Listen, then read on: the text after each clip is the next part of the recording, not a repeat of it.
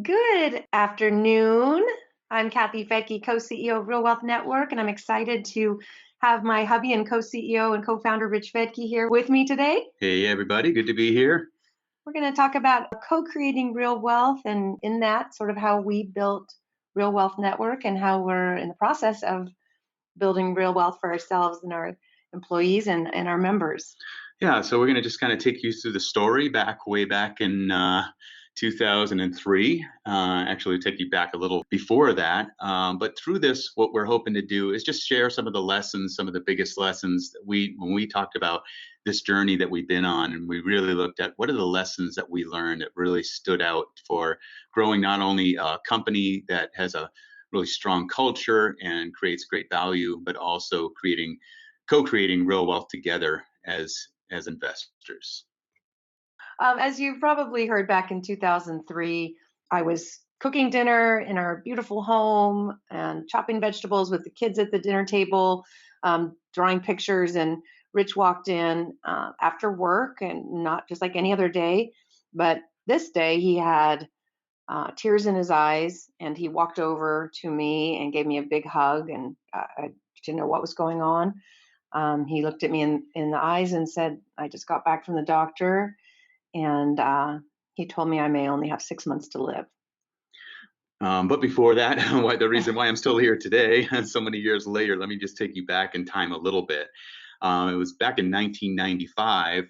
I signed up for this personal development workshop that was you'd set 3 goals over the period of 3 months and have a coach and all that.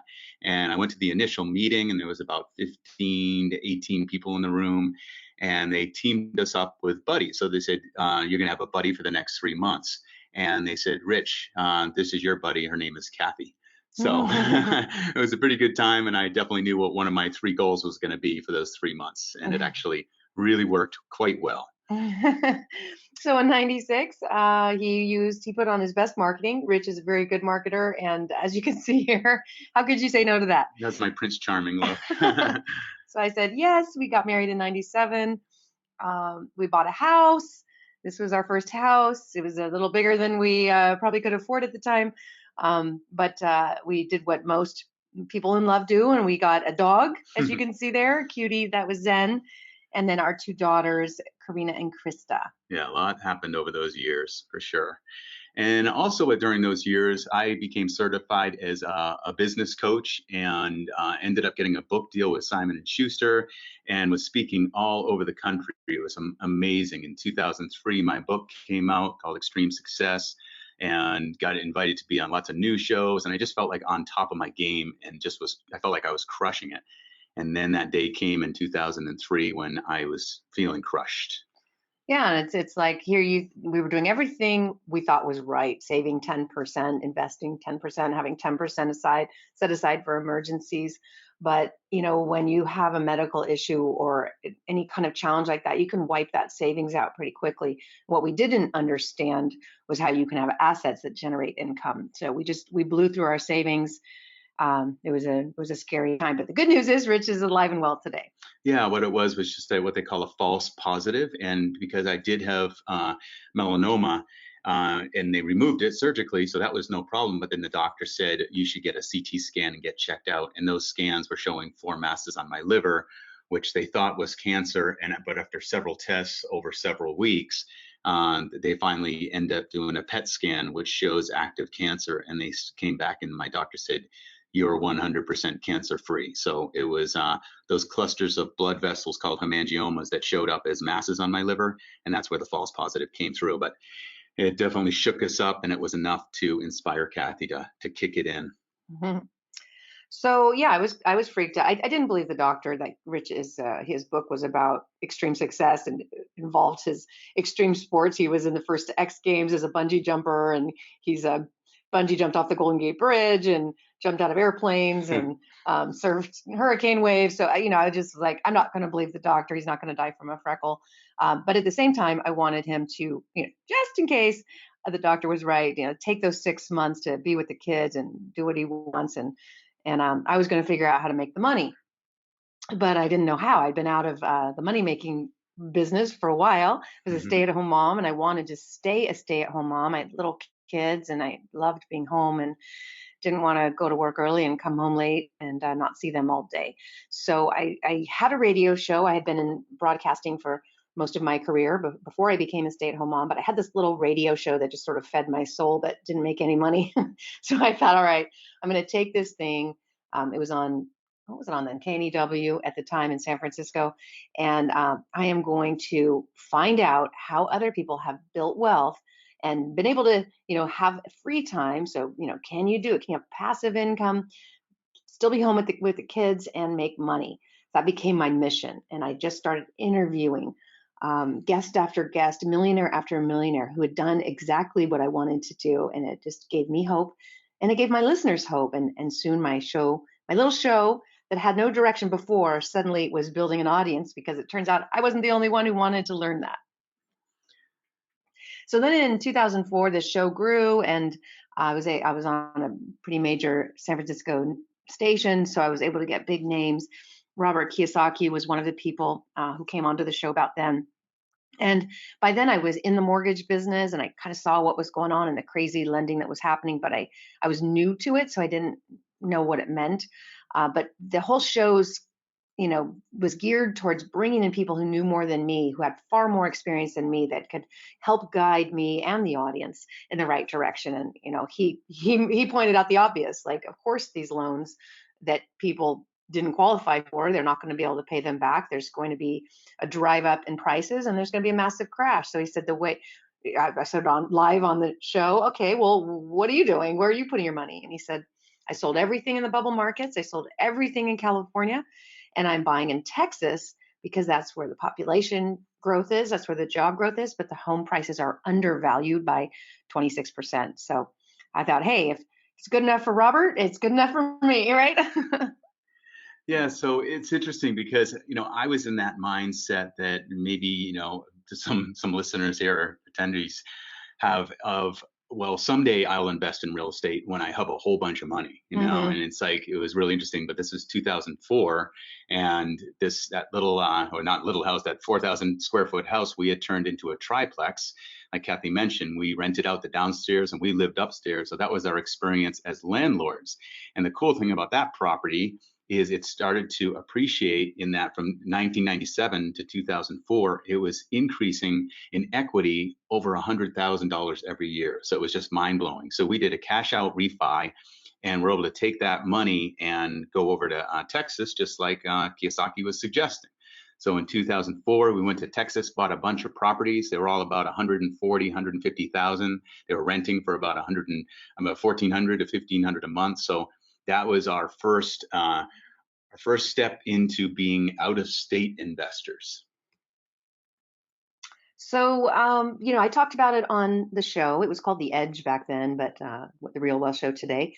And we kind of talked about our trip, and we came back with 5 properties on our first trip, and we're really excited about them, and they were working out well. We'd found a great property manager. We'd sifted through some really horrible real estate agents and found a great one, and just kind of shared that information. And our phones were ringing off the hook. Now, remember, I was a mortgage broker back then, so people were calling me saying, I want to do what you did, and can you get me loans, and how do I do that? And Rich and I said, yeah, of course, we'll share here's our property management we use, here's the real estate agent we use, here's the insurance we used. We just kind of shared our network, basically. And then you started to get asked to speak at RIAs. Oh yeah. So then, because our show was growing, and I was becoming more well known in real estate. Back in 2004, you did not have podcasts, you didn't have as much online information. So you still had the super cheesy real estate groups. Oh my gosh, it was awful, just sleazy.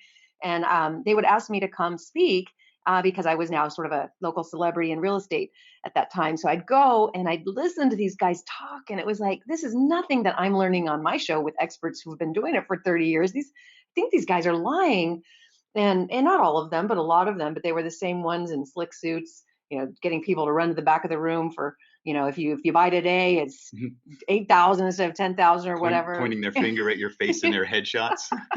All that. So it was just like, I couldn't do it. I was like, I can't come and speak at these events. I don't want to be associated with this. I want to just start our own, where we're just not selling anything in the back of the room, and there's just no fee.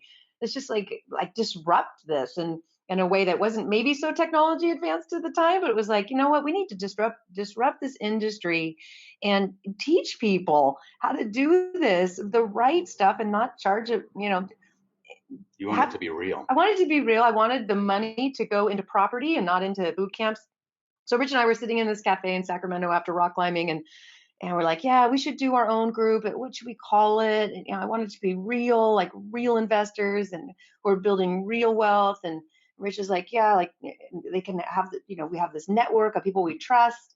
So he writes on a napkin, Real Wealth Network. What do you think of that? Like, she liked it. bingo. So that was the birth of Real Wealth Network back in 2004. We've been doing it for a little bit, but that was the official name in 2004.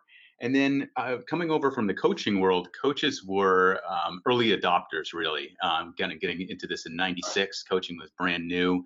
And there was only 2 schools back then for coaching. But one of the technologies that coaches were using back then was called Teleseminars, which you're probably chuckling because you know all about that now. But back then it was really new. So we brought the teleseminar model over from coaching and brought it into real estate, and it wasn't being done back then. So instead of having events where we'd have maybe 20, 30 people there, all of a sudden that opened it up, and we started to see from all the listeners of the Real Wealth Show, we started to have a couple hundred people on these teleseminars, and we could help more people and reach more people through education, and also to help them find properties.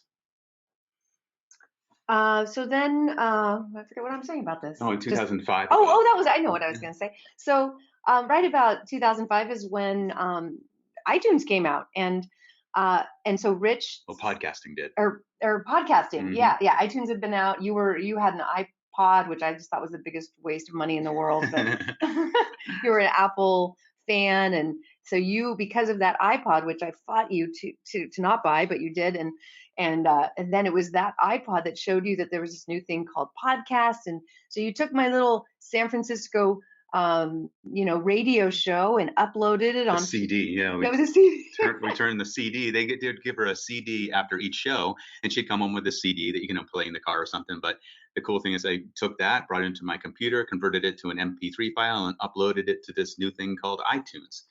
And within just a month, we had listeners in 27 countries, all over the U.S. as well. And I was no longer just a San Francisco radio host. Yeah, so the momentum started to build, and this little group of investors started to become a big group of investors and a network of people they're like-minded, and we were sharing what's working, what's not working. Really, really cool to see it come together. And then in 2005, at the same time, back then I was the chief support guy at Real Wealth Network. So Kathy was leading the charge. She was out there speaking at these RIAs, doing her show and all that, and becoming a real estate expert.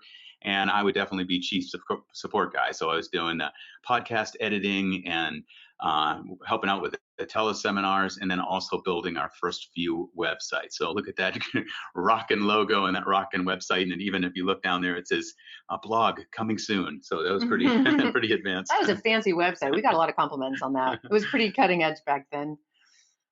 And then webinars, that was, boy, it took some training of our audience to figure out this, but Yeah, my brother was working at WebEx, which was later bought by Cisco. And so he's working for this company. He said, hey, do you know about these things called webinars? And he kind of filled me in and let me know how it works and everything. So then we went from teleseminars into webinars, where we could actually show pro formas, we could show properties, and have our affiliates come online. And here we are today, still doing webinars. And I don't know how many we've produced now. It's over 750 webinars, free webinars every week. Okay, and so what we learned as a company is that you've got to have an early adopter mindset, because we are at a time when technology is changing so rapidly, and the next 10 years are going to be like nothing we've ever seen before. That the technology is going to advance through AI and these robots that are smart. And we're just going to see massive change, and the key to staying alive financially and as business is to have an early adopter mindset. You can't sit around. You'll be gone. Yeah, and I've always kind of had an early adopter mindset when it comes to technology. I kind of geek out on it and want to have the first cool thing, whatever it is, whether it be a Tesla or an iPod. But Kathy's got this early adopter mindset when it comes to real estate and market cycles and everything. She's always, as the old Wayne Gretzky, I skate to where the puck is going to be. So Kathy often, in that early adopter mindset, it's like, where are things going? And so she sees where the puck is going to go, and then she researches it, she interviews people, and she finds out where are we going next. So that's it's definitely that having that early adopter mindset works in several different ways. I'm obsessed with it. I watched my dad go through the ups and downs my whole life living in California. So it was like, wait, there's got to be a way to not find out after all the money's gone. Yeah, and there is. Right. There's experts. Yeah. So being an early adopter, entrepreneurs have a mindset that sees the possibilities rather than the problems created by change. Yeah, so it's definitely mindset. It's easy to be like, oh, I don't, all these changes, there's too many changes, and this is turning our industry upside down. So you can either resist that and fight against it, or you can say, you know what, there's opportunity in this, there's possibilities in this. So just a mindset shift. So then 2009 hit, the Great Recession. I don't know if anybody remembers that, Too well. 2008, Lehman Brothers collapsed, and our whole almost entire the world banking system collapsed as a result of housing. So that was a tough time, but it was interesting because the advice we'd been given was, like I said, sell the bubble properties, get out of California and get into the markets where there's cash flow and where there isn't a bubble and where there's job growth and population growth, but properties are affordable.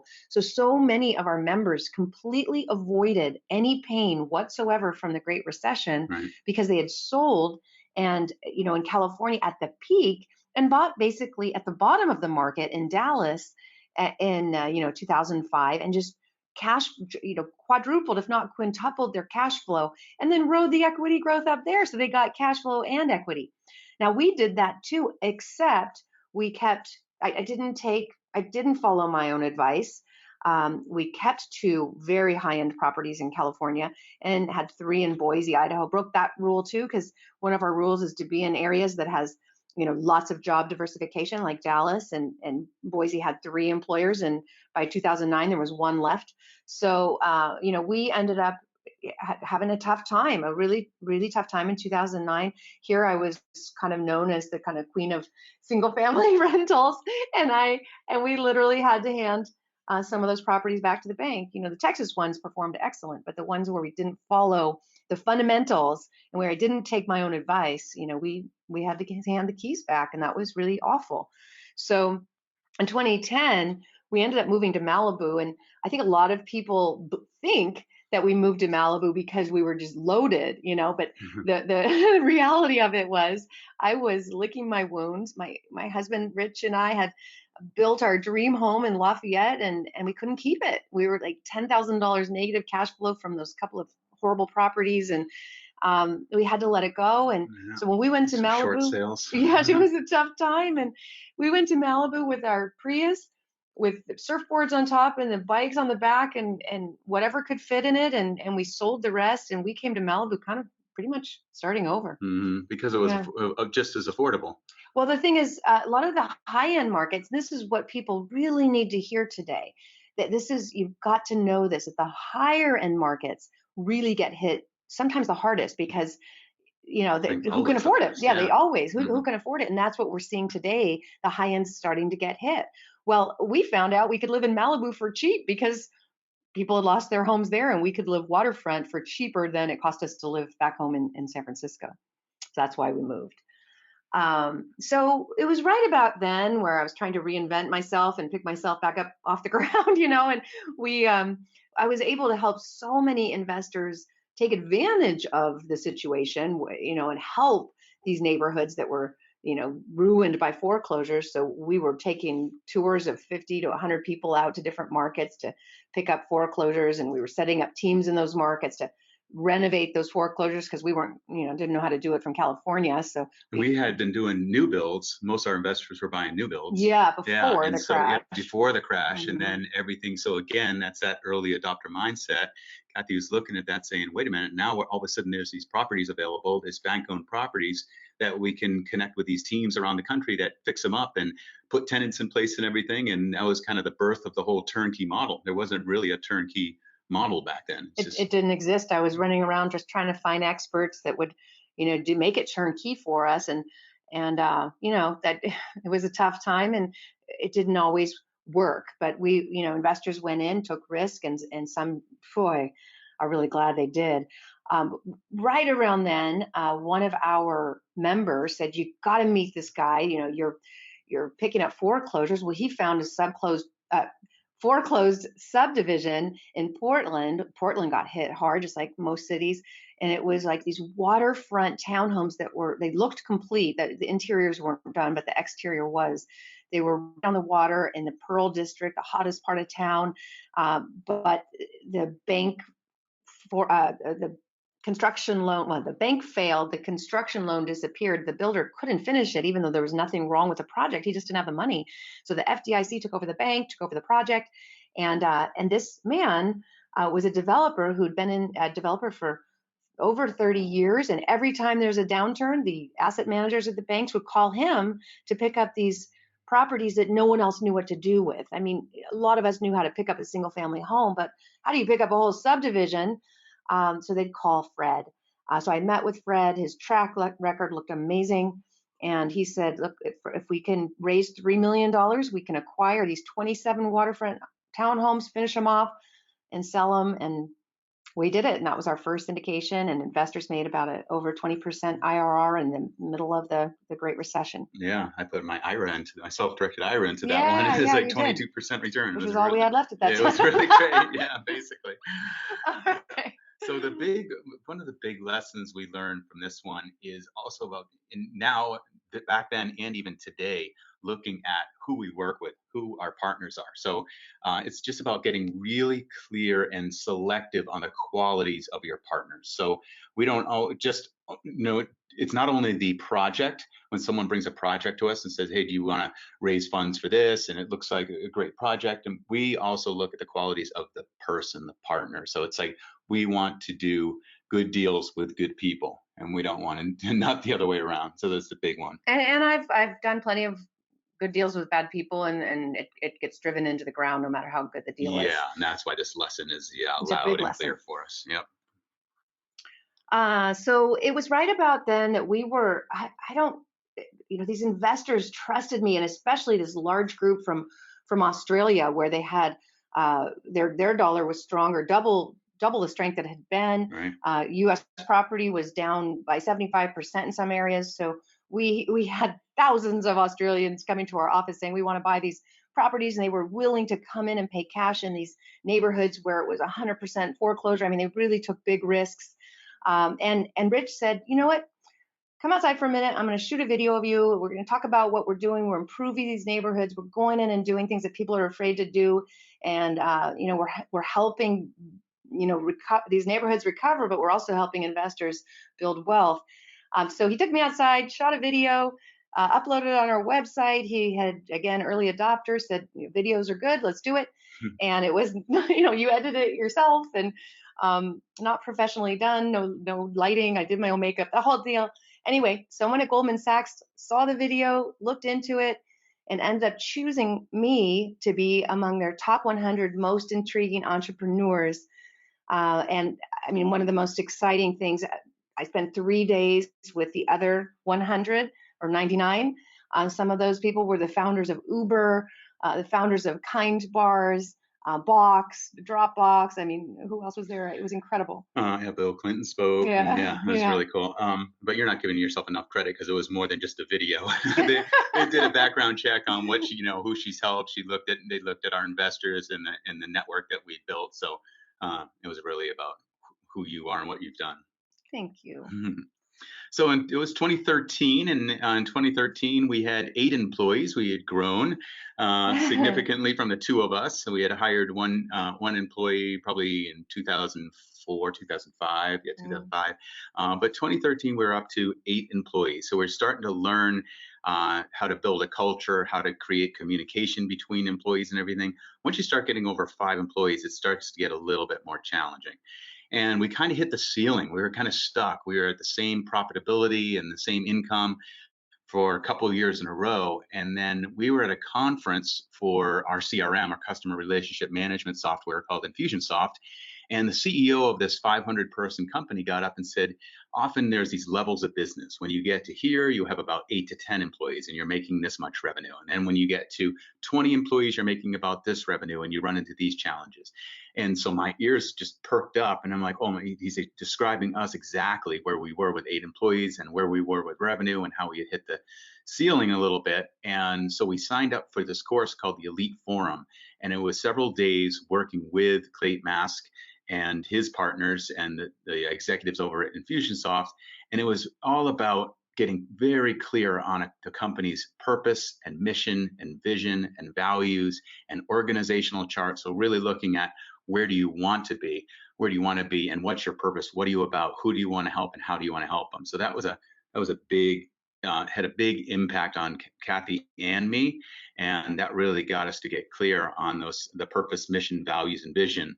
And I wanted to share that because, if you run a business or, work at a business, then sharing this with the whole team, I think is really important. It's really powerful. Jim Collins has done a lot of great work with this book, Good to Great and Beyond.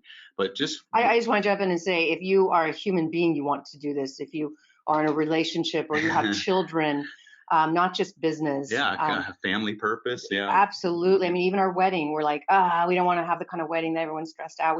What's our purpose? It was like to have fun. Cool. Then we don't have to worry about what the flowers look like. Right. To celebrate, have fun, celebrate with the people we love most. Yeah. Yeah.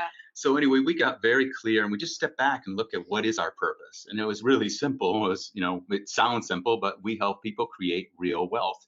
And we got very clear on what that meant to us and what we wanted to do. And it's about helping people have the money, but also the freedom to live life on their own terms. We know that when people, and we experienced it, when you're stressed about money, when there's not enough, that stress can affect you on a deep, deep level. And it starts affecting you as a parent, as a spouse, as a human being. And so we got really clear of if we can help people not only make more money and have more money, but also have more freedom and not feel like they're just buried and in the rat race, then we're going to make a huge difference in the world. So we got very clear on our mission as well. And the mission is, you set a 5-year mission. We're coming up on that right now. So we set up this mission back when I think we had about 10,000 members back then. And we said, okay, we want to help over 50,000 people create real wealth by the year 2020.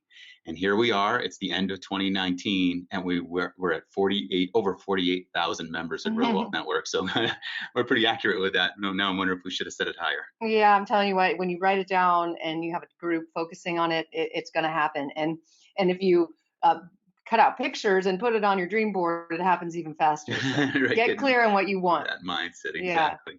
So we also shared this with our team, and it was really magical because not only did we want to set a goal to help over 50,000 people create real wealth, we also set a goal to donate over $1 million through the Real Wealth Foundation by the end of 2020. So those 4 charities, you probably heard us speak about them: Operation Smile, Mentors International, Youth Opportunity Center, and Habitat for Humanity.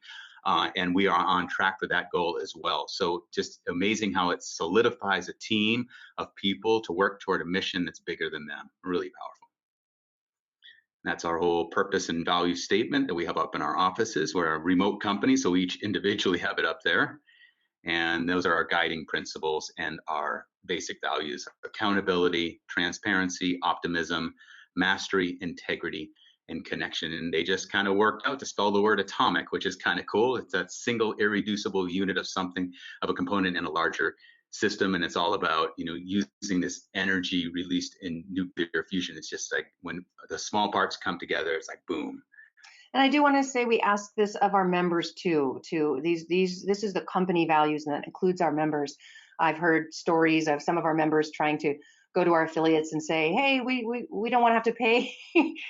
We don't want Real Wealth Network to get paid. We make a referral fee when you buy a property through our network. We're broker to broker. We're brokers. Just like any real estate broker. Just like any real estate broker. That's how we make money. And, when we hear that one of our members does that, well, that they don't fit our culture. Obviously, they don't appreciate our service, so they don't get to stay a member. So we do ask that our members understand our values as well. Yeah, one of my favorite ones in there is the optimism one, the third part, where it says, we see challenges as adventures and face them with creativity and positivity. So as real estate investors, I think that's a great one too. It's like, oh, this is a challenge, because you're going to run into a challenge. So you can either, feel like a victim and complain and buckle up and crumble, or you can say, you know what, this is an adventure. I'm going to take this on with creativity and positivity. And I'm becoming a professional investor, because you know what? It's real estate. There's people who live in your properties. There's things that are going to happen, period. You have to know that. Exactly. So what we learned, having a clear shared purpose, mission, and vision creates inspired leaders. Yeah. Yeah. So all the leaders in our company, we have 5 directors. Everyone really started to take ownership and take their department on and grow it and really build. So in 2013, we were at that Infusionsoft conference, and I got a text from from my PR person. A later Infusionsoft conference. A later one, yeah. saying Fox News is called, and we want Robert Schiller to debate somebody, but he refuses. He's never done a debate, but he agreed to debate you. I was like, why? And they're like, because he doesn't know who you are. I'm like, okay. But this was a really wonderful opportunity for me with my San Francisco State degree, and going up against the Yale professor. Not Pulitzer, Pulitzer Prize winning economist, Yeah. Where his belief was that in 2013 it was a very dangerous time to buy real estate, and I was saying that absolutely not. The data is showing that the prices have hit bottom, and there could never be a better time. You could lock in a loan for a quarter of what they would rent for, so it's the greatest transfer of wealth in history. And by the end of the debate, he said, "Yeah, you're right." So that was really exciting time, and that led to a little bit more of that. Good. Go San Francisco State. Yeah, go San Francisco. That's why we send our kids to state schools, also because it's cheaper. No, I'm just kidding. Anyway, in 2014, we started to and we still see this, and we're not sure how to fix it, but we don't want to see anybody jump into real estate or jump into any investment that they don't understand.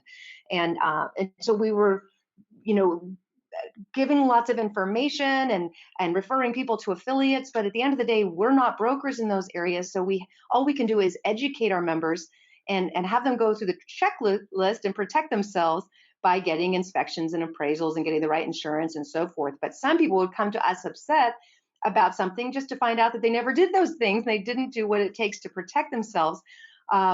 And thought, well, if you referred, it must be okay. But you know what? No, that's not how it works. You've got to always do your own due diligence, whether you trust Rich and me or our company or not. It's at the end of the day, it's your money, and we're not there looking at the property. You have to have the appraiser and the inspector, third party, looking at it. So I wrote a book to really detail the things that you can do to make real estate a positive experience, how to protect yourself.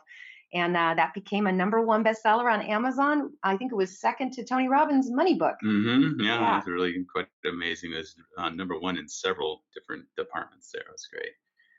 So it started to, this momentum continued to grow from that little radio show to the podcast to the larger, the webinars, and going up into thousands and thousands of members at Real Wealth Network. And we just started to get recognized more. And Kathy started to be invited to be a guest expert on all these different shows, from CNN to Fox News to the Wall Street Journal, MSNBC. Here she is giving her wise, sage advice to Kim Kiyosaki on stage. So it's pretty amazing and how all that came together and how you can be an expert. And so what we learned here is it's about picking your lane, choosing your focus, and becoming an expert, especially in real estate, because you can invest in multifamily, you can invest in notes, you can invest in single families, you can invest in mobile home parks, self-storage, so many things. And if you kind of skim around the surface of all of that, you never really get to be an expert. So what we did and what Kathy did was really learned residential real estate, single family, and like plexes, and really keeping it simple, but sticking in our lane. And because of that, she got known not only for single family real estate, but also for her outlook on the economy and market cycles and where they're going. And that's what really that's why she's invited back over and over to be interviewed on these news shows. And let me tell you, it's hard when you're an entrepreneur to stay in your lane. I'm constantly wanting to get into another lane. Yeah, lots of shiny objects. and every time we have, it's there's a learning curve. I tried to get into the tech. For those of you who got involved in that tech deal. That was not our lane. It was kind of our lane, but anytime you want to try something new, it's really important that at least you have an expert on your team who's done it many, many times Yeah, before. seasoned expert. Yeah. Yeah, well said. And then in 2014, we were back in another Infusionsoft mastermind with Clayton Mass, the CEO of that company. And we're going back and forth. And in the mastermind, this mastermind format, you get up and you share, your challenges and your breakthroughs and your lessons and your wins and all that. So we were talking about some of the challenges we were going through um, for Kathy's role, and she was feeling overwhelmed, and she really wanted to focus on her unique ability as that I just mentioned about seeing market cycles and really understanding real estate, but not so much wanting to manage people or lead a company that way. And so Clayton Mask looked at us both after we talked for probably about 45 minutes, and he said, "You know what?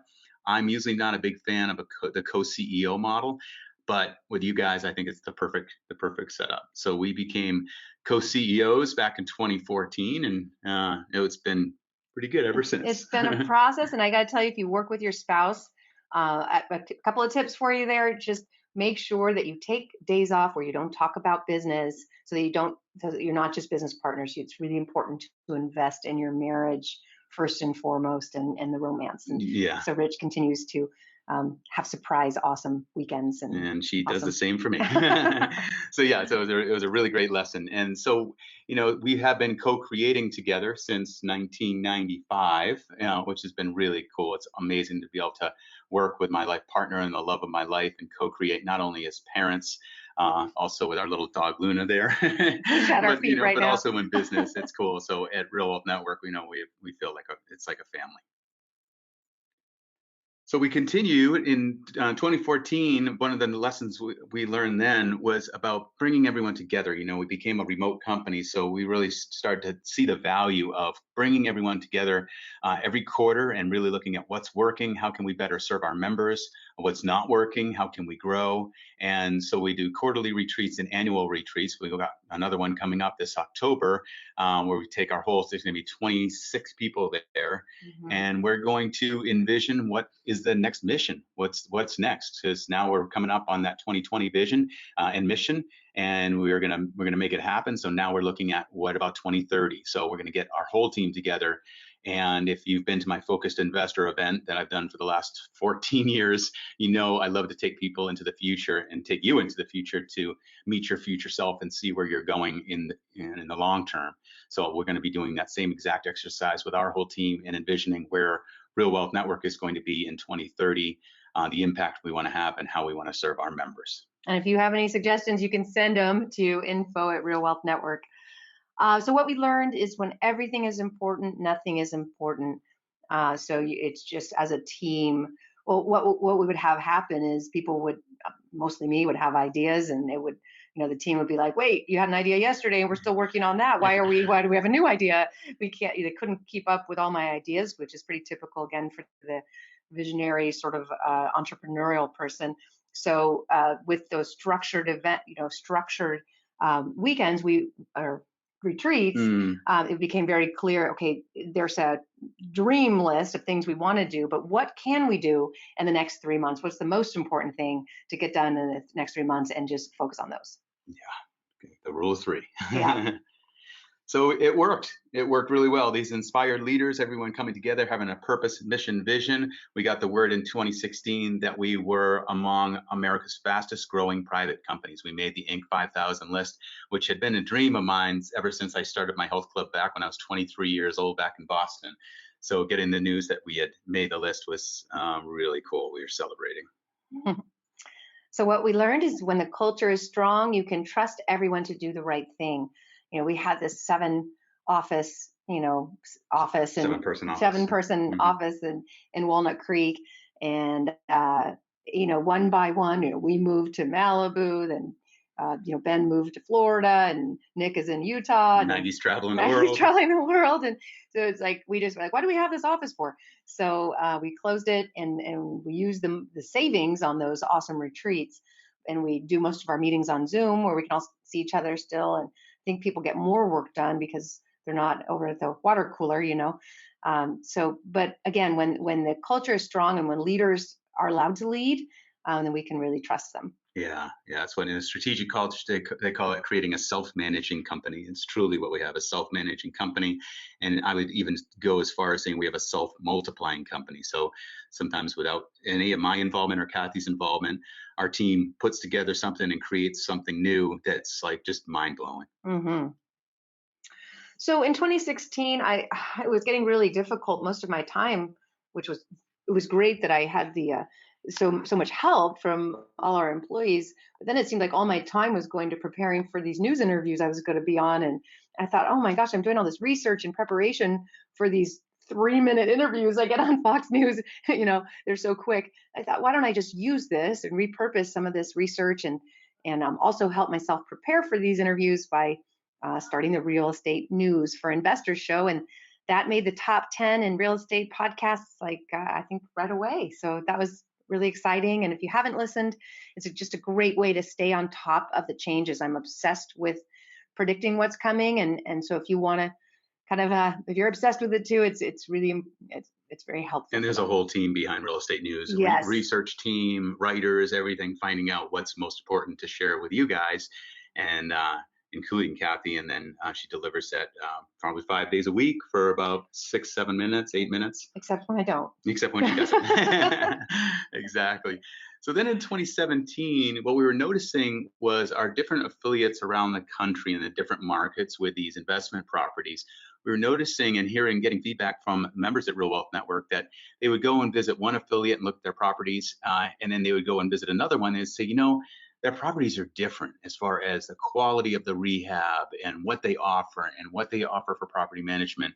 So we decided to pull everyone into one room, which we did in Tampa, Florida. It's Orlando, Florida in 2017. And we had our first affiliate mastermind. We've had, I think, 4 since. Mm-hmm. And so every 6 months, we bring all our affiliates together and we talk about best practices, what works best. How many years on the roof should there be? What kind of rehab does it look like? Mm-hmm. What do you charge for the first month's rent for the client? All that stuff. And we got everyone to align. It was some good debate, some heated debates. I mean, these are separate companies. We're just kind of like a Yelp, and they are all their own companies. Right. So the fear was, but their competitors, do they really want to share their secrets? And they did, because they all felt, we love Real Wealth Network. We love the members. We want everybody to have a similar experience, and we're all different companies. So let's have some standards, and where we can all be more similar. Yeah, so that's where we got really clear with our real income property standards, which you've probably seen on our website. You're very familiar with that, what a real income property is, as opposed to, there's a lot of companies out there calling their properties turnkey, and they say, buy one of our turnkey investment properties. But what we found is they're very, very far from turnkey. Oh, man. You have to turn a wrench and a hammer. Turn the wrench, exactly. No, I've been to some where I was like, has the rehab been done yet? Right. Oh, yeah. So I was like, there was no definition of what turnkey meant. So we have that now, at least Real Wealth standards. Yeah. And then in 2017, we were getting more feedback. And as the network continued to grow, we were probably up around, probably 35,000, 38,000 members. We got more and more feedback. I think a lot of it was due to the podcast and Real Estate News coming out, that we started to get members all over the country. We were very California based, even San Francisco Bay Area focused, and then LA. But then we started to hear from a lot of people saying, hey, when are you guys going to come out here? Because I don't want to travel all the way across the country, even though people still do. And so we had our first Eastern event in 2017, which was a huge success and really valuable. So now every 6 months, we do the affiliate mastermind in one of the markets. And we also at the same time have an East Coast event or an Eastern event where people can attend from that side of the country. And then the cool thing is everyone gets to do a property tour with the affiliate in that market to see their properties and learn more about how it all works. So we have been doing these syndications. That first one I talked about in Portland. I want to make sure people understand that there's a couple of things that we do at Real Wealth. We first and foremost educate. We want to make sure you really know what you're doing, and our goal and mission is to raise the wealth consciousness of the average person, because truly anyone can build wealth. I mean, we started with no money, right? So pretty much. It's anyone can do it. You just have to have the knowledge. That's our first thing that we do. The second is Started with no money, but lots of equity. well, I mean, we didn't have any money when we bought that first house, so True. it's it's Very all true. a process. And then the second is helping you, connecting you with people and markets that are growing, um, and where you can find rental properties that are already renovated and have property management in place. And then third is these group investments where, maybe you just really truly want to be passive, because the fact of the matter is, it's just a truth. If you own rental property, it's not passive. And I think some things on our website kind of infer that it's passive. It's not.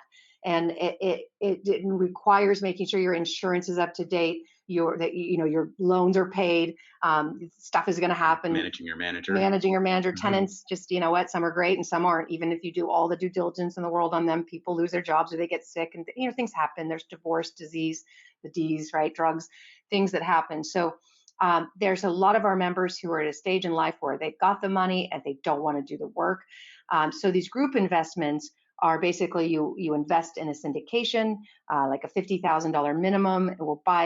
We'll invest in a project that's much bigger than anyone would want to do on their own, and it's managed by somebody very, very, very experienced. Like I said, Fred, who brought us that first Portland deal. So with those, we're mostly building single family homes, not for rent, but for sale to the retail public in areas where there's a shortage of housing. Yeah, again, staying in our lane. Staying in our lane, yeah. And there's an example of our homes in Reno. You can check out Meridian 180 if you want to see those homes in Reno. They're gorgeous. It's meridian180.com. Meridian 180, yeah. I think so. Either that or it's 180. Yeah, I think it's 180. Yeah. So if you want to find out about those group investments, it is under security law. It's not Department of Real Estate law.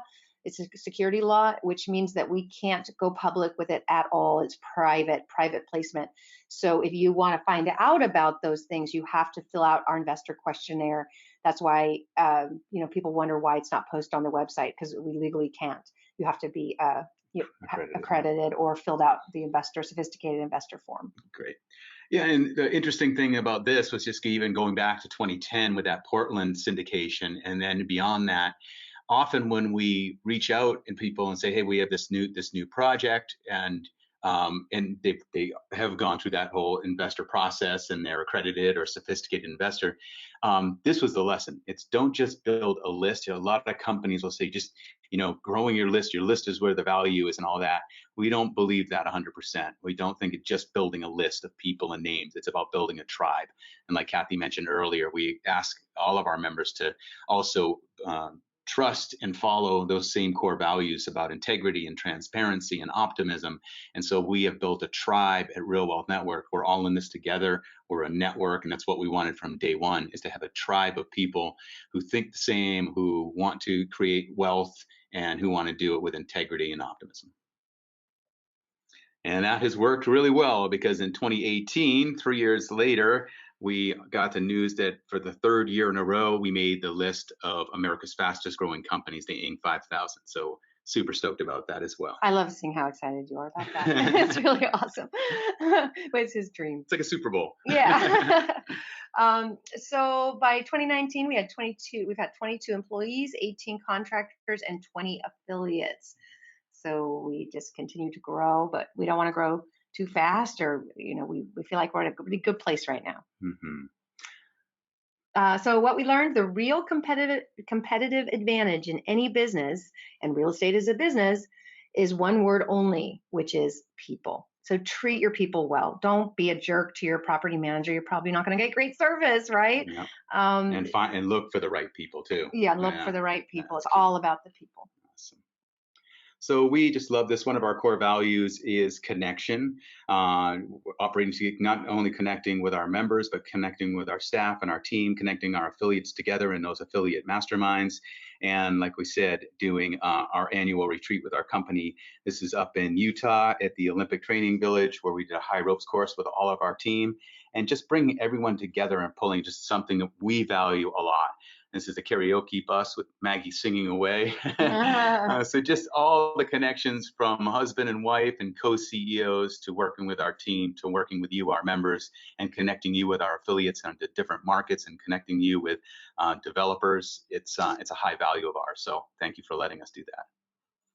There's our big Y for me right there, my 3 ladies. and Karina is, we're about to be grandparents. So Yeah, we got about 2 months to go. We're going to yeah. be grandparents for the first time.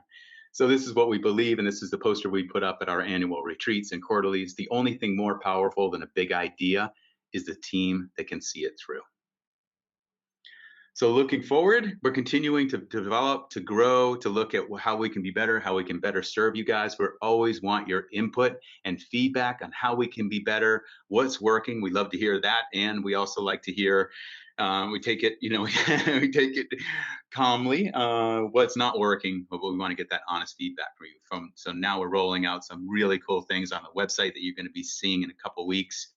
There's going to be a bot using some artificial intelligence that really helps you move through the site and guides you and asks you questions to make things a lot easier for you to get to what you want, whether that be finding properties or syndications or qualifying yourself, all that. It's going to be, we're bringing this artificial intelligence into realwealthnetwork.com in the investor portal, and I think you're going to be thrilled with it. Awesome. Questions? Cool. So if you have any questions, just go ahead and put that in the chat window there. Here's one. Okay. Besides the Idaho situation, what were your biggest mistakes, biggest regrets, and what did you learn from those mistakes and regrets? Hey, we're all about Thank you, Jordan. transparency is one of our values. That's one of our core values. I was on a call on REI Goddesses, these 3 other women the other day, and just kind of talking about what we do, and that question came up, and the 3 other women on the call said, we are successful today because of what you did, Kathy, for kind of being the pioneer in this. And I just was like in tears, because like a lot of what we've created didn't exist before, and we had to really push through and learn the hard way. So the great question.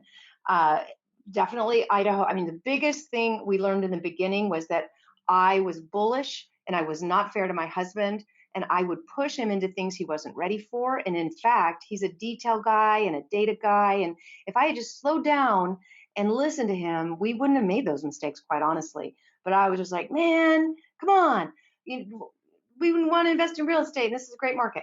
So I pushed him. And what we've learned since then is that there's usually someone who likes to go faster than the other in a relationship, and you both serve each other so well. It's like the yin and the yang. So what Rich and I have learned is, I'll have an idea, and used to be he'd be like, oh boy, here we go. Now he'll just listen to it, and he'll listen to it and listen to it and ask questions until I realize myself that maybe it's a bad idea, or maybe we both realize, hey, this is a really good idea, but he doesn't turn it down. He just listens and asks questions, and doesn't shut me down. When I have a great idea, well, then before I present it, not always, but I try to give him the data so that he kind of knows already and has what he needs. So the big mistakes, I pushed him into those Boise, Idaho properties. I pushed him into some construction properties. So in Idaho, we went into a place that didn't have enough diversification of employer. In Tennessee, we bought some really good properties, but they were construction loans, short-term loans that ballooned. And when it came to refi out of them, the mortgage market had completely collapsed. You could only get 10 loans. We were at 14. We couldn't get financing. So we put all this money into building those, and we couldn't get financing, had to hand them back to the bank. It was very tough. Then when we went into the foreclosure time, that was just the wild, wild west. And, we were going into areas that were completely foreclosure ridden. So there was high crime. It was a tough time. And so people did take risk. Definitely trusted the wrong people in the beginning on some syndications that we're working through today. And then doing anything I didn't fully understand. So, doing the research first. Yeah, it's big. Okay, got a question here from Marco. It would be great if you could be more accountable to helping resolve issues with poor property management companies that affiliates use. Yeah, this is a big challenge. We actually talked about it. We do a leadership meeting every Thursday. So we just did one today at 10 a.m. And this is one of the things that came up. It's like how can we get that oversight? We'd love feedback from you, our members and our investors who are working with these. Love to get the feedback as soon as you can. If you have a problem with your property management company, we want to know about it. We don't have much control. All we can do our best job vetting our affiliates and finding out, getting feedback from their clients and everything. And we do a lot of that. And we have a very thorough vetting process, but doesn't, take the investor off the hook. The investor needs to do their own due diligence as well. But property management is a challenge. I think it's the biggest challenge in investing in real estate. Some of them are great, some of them are not so great. So anyway, I think the best way, we do want to be accountable to that. We want more feedback, but we don't own the property management companies. If we did, believe me, it would be a great property management company, but we don't own them. We only refer you, and we also don't own these income property companies, our property teams. They are individual businesses in their own markets, and they understand their markets, and the property management companies understand the markets as well. So there's not much we can do. We can't step in on individual transactions, but if we get enough feedback about a property management company that you're not happy with, then basically we have a 3 strikes rule. And if these property management companies are not performing, then we're going to reach out to our affiliate and just say, you have to stop using this property management company. You have to move to someone new because we're getting all these complaints. So like Kathy said earlier, we're kind of like the Yelp. So if you have a problem with a restaurant, you can't really reach out to Yelp and say, hey, go fix that restaurant. Yelp can only you can put your star rating and you can let Yelp know that it's basically not a good restaurant. But we're very similar with property management. We feel like our hands are tied a little bit, but we do, as a power of the group, the power of the network, we have more influence over those property management companies. So if we hear from several of our members that a property management company is not delivering, then we take note of that. We take great notes of that, and then we approach them and just say, here's what's going on. You're going to lose our members' business if you keep operating this way and you don't fix things up. And what we found is if it's one of the turnkey providers that is doing the management, they're usually more willing to fix it than just some independent, property manager that doesn't, know us that well. So we do our best, but one of the things that we've really started with in our own company is like, if you have a problem, go talk to the person you have a problem with. Don't talk to someone else about it. Talk to the person you have the problem with right away. What frustrates me is when people go like on Bigger Pockets and complain about something that we were never told about, So just come to us, let us know. How we can't do anything unless we know about it, and we still might not be able to do anything, but we will put pressure on them that we will pull away and no longer refer people to them if they don't fix the problem. Awesome. And here's a question for you from Josh. Is it better to have 2 properties with a mortgage or just pay cash for one, considering the ROI is the same? ROI probably wouldn't be the same. So why don't you answer that? Yeah, I mean, if the ROI is the same, it's definitely something to think about. I think today's loans are pretty fantastic. They're such low rates, and they're 30-year fixed rate mortgages. I mean, that's incredible. There's no other country that does that. So I prefer leverage. I prefer the more you can buy. You're not going to move the needle of your wealth building strategy with one property. It's just not going to change your life. You've heard me talk about, and Ben talked about it a lot this past weekend. His goal is to get to 15 paid off. That will change his life, and he's very close to that right now.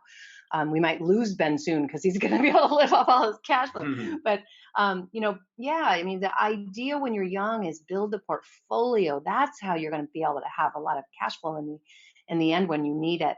That's my answer. But if you're, it depends on your age. It depends on a lot of things. So you want to talk to maybe one of our investment counselors about that. Yeah, and the key is that it's cash flowing properties with substantial cash flow. You don't want to be just making ends meet on a property, or even worse, having it be negative cash flow, because then things can go really. And be careful of over leveraging too. So just make sure you have plenty of reserves, because the most important thing is that you can hold that property if it is vacant. If we do run into some kind of recession, just make sure you've got the reserves. Awesome. Let's see. Oh, this is a nice one. Thank you, Walt. Great recap of your journey. Thanks for providing all of your ideas and guidance. It's been a big win for us. Can't thank both of you and the rest of the RWN team enough. Thank you, Walt. Thank you. That's awesome. Have you considered developing an online forum whereby investors can share experiences, questions, and advice with other investors, e.g., maybe have communication issue with a particular affiliate, etc.?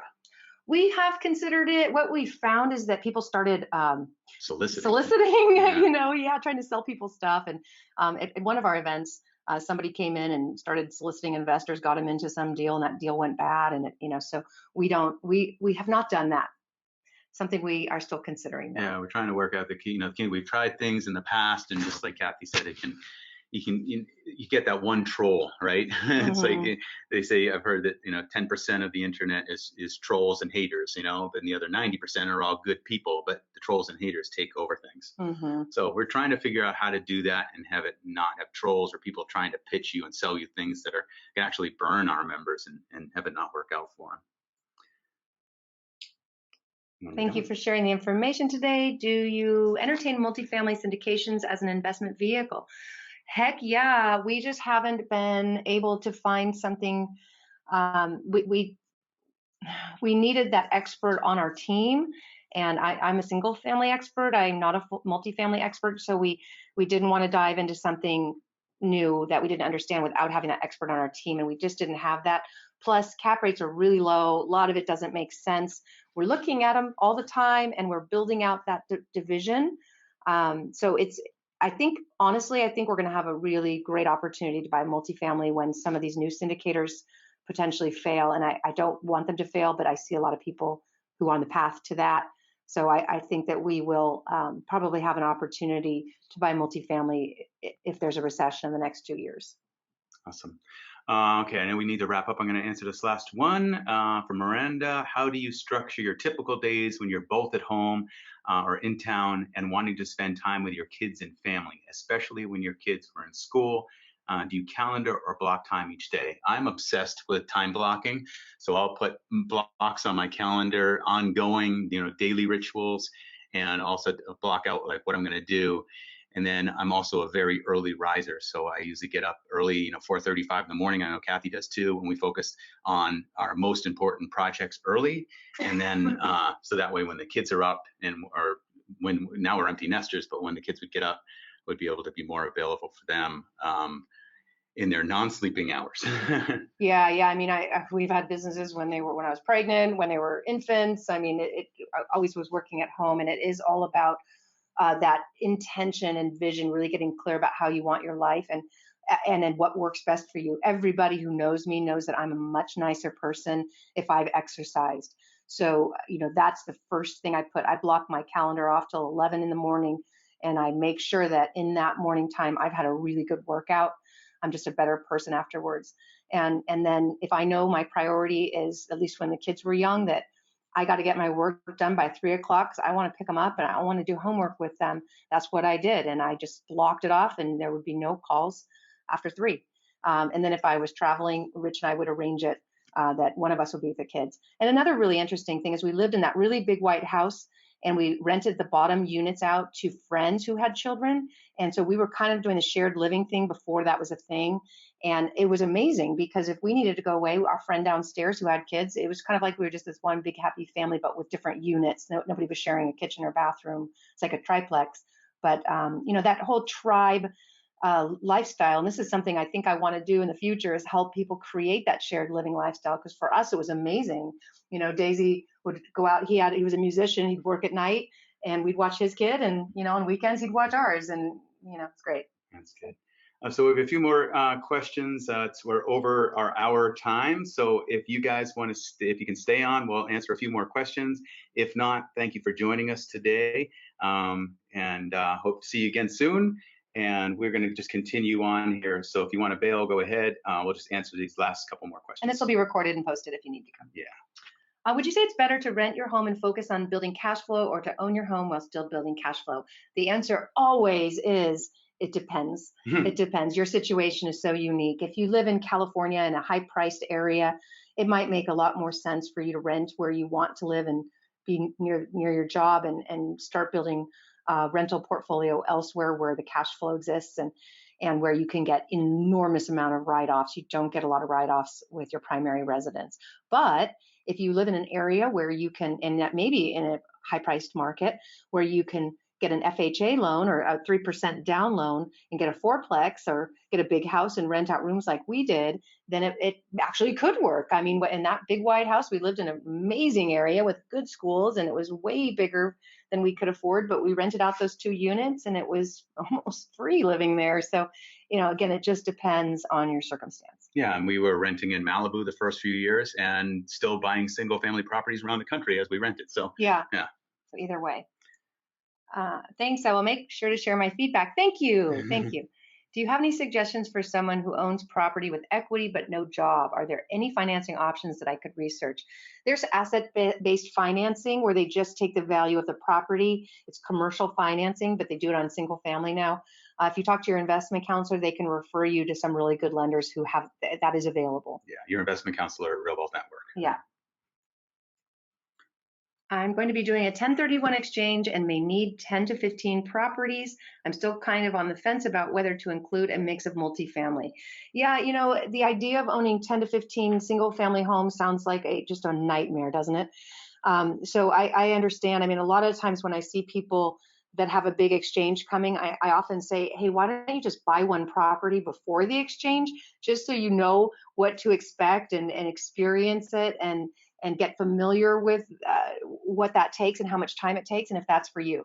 I can tell you what I've experienced, because we do own a single family fund of 50 properties, that the more property you have, the less stressful it is, believe it or not. And we have a lot of members who own 10 to 15 properties. It's very common, because when you have something goes wrong with your one property, it's really terrifying. But when you have 10 other properties that are bringing in cash flow, it just kind of like, it's just the cost of doing business. Like, you just got to get over it. So especially nowadays when there's, these systems in place to manage the property. But I'm not going to lie. It's going to be about a 15, what do you think? 15 minutes per month per property that you should be setting aside. Yeah, at least. That's a good idea. Yeah. To be safe.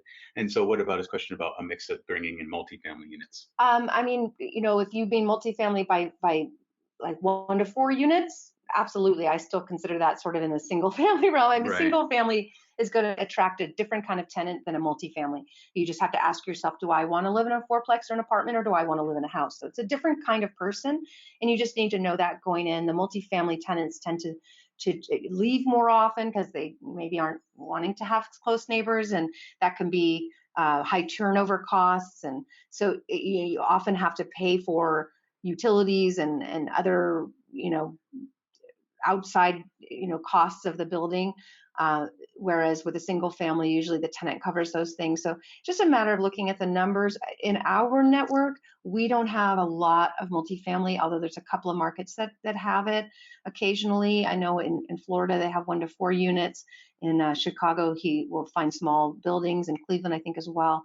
If you're a new investor, personally, my mentors tell me that the numbers just don't make sense on multifamily unless you're getting 200 units or more. Anything under that, it's just the economies of scale. It's just hard. And some people won't agree with me, but that's just my thoughts on it. And there's also selling a single family versus a multifamily. A lot of times, a single family you can sell retail to a family who's wanting a house, and a multifamily like that, a lot of times you're going to be selling to an investor. An investor, just like all of us, is going to want to get the best deal possible. So a lot of times they're going to lowball you. So yeah, if you're a new investor, go get your 15 properties, get really good at it, and give yourself some time. You can always exchange again into a big apartment or something. It's not your last deal. Awesome. On the topics of Yelp and bigger pockets, will the new capabilities you're bringing to the Real Wealth website include the ability for Real Wealth to share ratings about affiliates? I've had that idea for a long time, and I wasn't really sure how to do that. I like the idea. To share ratings and like somehow have a rating scale. Yeah, we have been talking about this. So thank you for that suggestion and bringing it up and reminding us of that again. And yeah, with this bot and artificial intelligence, it might be something we can build in. We're going to launch it with phase 1. Us really learning how to use it and use it well. But that's a great idea. So thank you. And I mean, just what we're doing right now is surveying our members on scale 1 to 10. How happy are you? And it comes in around an 8 or 9 every time. So, I mean, as an average. So, we've been happy with those results, but it's kind of very random, just a question of like, are you happy? So we would like to be more specific on that rating. And the last one here we'll do today, do you have any experience with rentals for Airbnb type properties? We're about to. We're about to, and we've done it a little. My daughter's done it a lot. It's a lot of work. It's more active. It's an active business. You can get pretty awesome tax write-offs for an active business today. You can write off a lot of the stuff in it. We're about to try it. Yeah, but the only challenge that we've, I've talked to several people at conferences who do that, and the biggest challenge is when the city laws and codes and everything, when they change it. So you might get a property and say, I'm going to rent this out, I'm going to Airbnb it for this much a night, I'm going to do a 3-night minimum, and all of a sudden the jurisdiction will say like you have to do 31 days or more only, and they start outlawing it. And we know some people who've been shut down because of that. So always consider that and say, if this is if I'm not allowed to Airbnb this on a nightly rate, or even 30 days, if they say no more Airbnb, which some municipalities have done as well. LA County, you cannot, it has to be 30 days. Yeah. So unless you live in it, if you live in the house, then you're allowed to, but you can't have just a rental that's 100% Airbnb in LA anymore. So make sure the numbers make sense at just having it as a buy and hold single family property. You could make more money with an Airbnb, but definitely make sure if that didn't work out and the laws changed, that you would still be able to be cash flow positive. All right, that's it. Okay. I think that's it. I think that's it. All right. Hey, thanks everybody for staying on. Thanks for being here. Really appreciate it. Thank you, Rich. Thank you, awesome Kathy, for co-creating with me and co-leading this with me. Cool. Well, thanks everyone. Grateful for you, and we'll see you around soon. All right. Bye-bye.